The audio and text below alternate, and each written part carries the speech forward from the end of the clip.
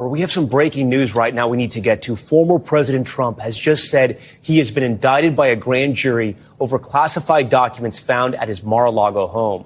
Now, this is all coming from the former president. He's writing this on his social media site.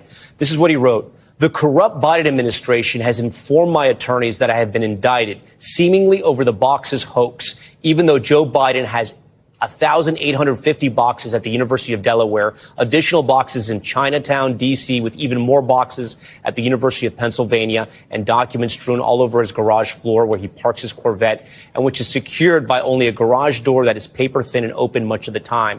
Okay, I think we've read enough of this. I want to go over to Ken Delanian, who is on the phone for us. Ken, walk us through what we know so far. And again, we have to preface all of this. This is coming from former President Trump, who is announcing on his Truth Social platform that he's being indicted, but we have not heard from federal authorities just yet. That's right, Tom, and I'm making calls right now to try to see what the special counsel's office has to say about this. I was standing outside the federal courthouse in Miami all day, and we saw a senior member of the special counsel's office walk in this morning, and we believe that he was presenting material to a grand jury that's sitting here in South Florida.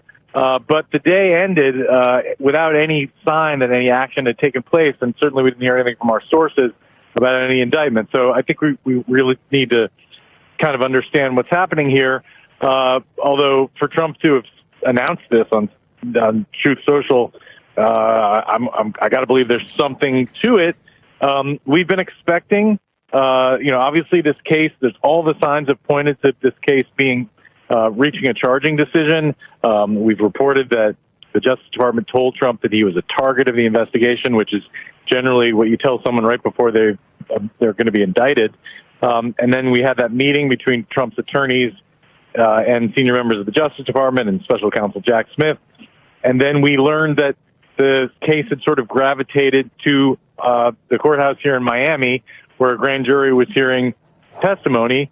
And we saw these senior members of the special counsel's office down here who normally work in D.C. So all the signs were pointing to a potential indictment. I actually expected that one could come today, but then we left the courthouse without any sign that that had happened. And I kind of had been led to believe that we would hear about it.